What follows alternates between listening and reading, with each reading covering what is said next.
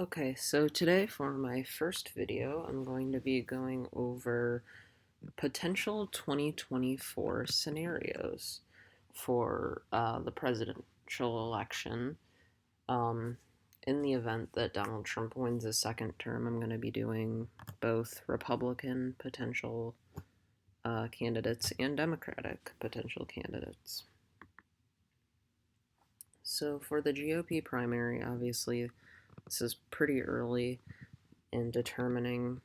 Um, but I think four major potential candidates that will run will be Ted Cruz, John Kasich, Marco Rubio, and Lindsey Graham. You see Marco Rubio picking up um, a lot of votes in Florida, Georgia, Alabama, Florida being his home state. You also see him picking up a lot of votes in the Northeast. He's a pretty moderate Republican and is young, so might stir up a lot of young voters in the Northeast and um, on the West Coast. Now, Ted Cruz is interesting. He could either pick up a lot of states or very few states. He will get Texas because that is his home state. Um, and a lot of the Big Sky region he got in 2016 over Donald Trump.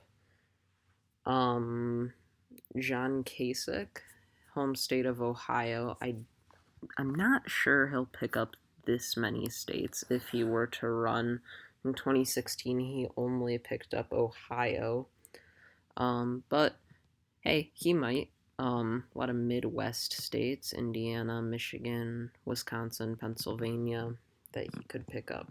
And finally, Lindsey Graham, big name in the Republican Senate, from South Carolina.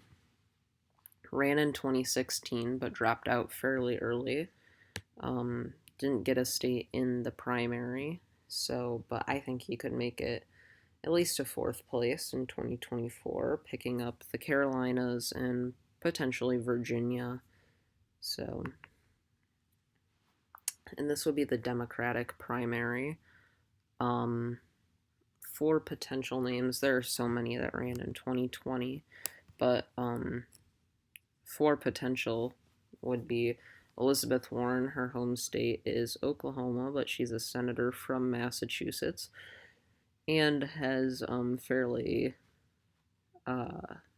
democratic socialist leaning ideology, so could pick up New Hampshire, Vermont, Massachusetts, Rhode Island, and then once again her home state being Oklahoma could pick up a lot of these like southern Midwest region voters, especially Texas, which would be a big win for her. Next, Sherrod Brown. This is an interesting candidate. He considered running in 2020 but decided not to because he is good friends with Joe Biden, who is the front runner at the moment in 2020 Democratic primary. But I think Sherrod Brown could definitely run in 2024 and has a very good chance of being the nominee. He's a very moderate Democrat from Ohio. Could pick up Ohio, obviously, Michigan, and then a lot of these southern Democratic states that would potentially like a more moderate candidate. Next is Andrew Cuomo, and he is the current governor of New York, getting a lot of attention right now for how he is doing daily press conferences about the COVID-19 pandemic.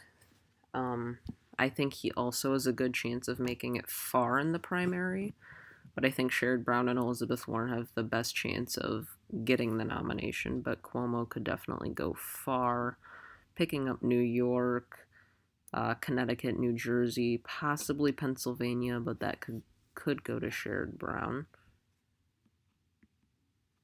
Oh, and then we have one more, and that is Gavin Newsom. He's a young governor of California, very liberal. I think he could make it far as well as Cuomo, but I think most of his support would be on the far west coast. I don't think he would pick up a lot of primary voters. So, this is my potential scenario for Rubio versus Brown. If you look back, Brown had the most delegates in the Democratic, and Rubio had the most delegates in the Republican. So, this is Rubio versus Brown. You see Sherrod Brown winning, and I think that is due to, even though Marco Rubio is a moderate, Sherrod Brown is more experienced and from the Midwest. So that's how you would see him picking up the Rust Belt, Wisconsin, Michigan, Pennsylvania. And Ohio is a very conservative state right now in 2020. And I think Sherrod Brown would have a good chance of flipping Ohio. But you do see Marco Rubio performing in North Carolina, Florida, Texas, just not as well in the Rust Belt as Sherrod Brown. This next one is Rubio versus Warren. This is a big win for Rubio. This is due to Elizabeth Warren being very democratic socialist in ideology, which would in turn make the Rust Belt flip Republican again. And I think most of her support would just be on the West Coast and on the East Coast. Cruz was in second place in the GOP primary prediction. So this is Cruz versus Brown, second place versus first place. And I think Brown would also win, mainly in part to him being from Ohio, a Midwesterner, and in turn would pick up the Rust Belt, Wisconsin, Michigan, and Pennsylvania. And finally, we have Cruz versus Warren.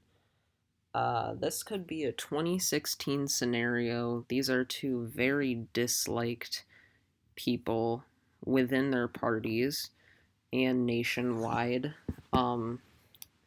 But Elizabeth Warren could get a lot of support for her Democratic liberal ideals over Ted Cruz's far right agenda. So that is how you see Ted Cruz losing to Elizabeth Warren, which would make her the first female president of the United States. That could also draw up a lot of support. So, thank you so much for watching this video. Don't forget to subscribe and turn on the notification bell. Thank you.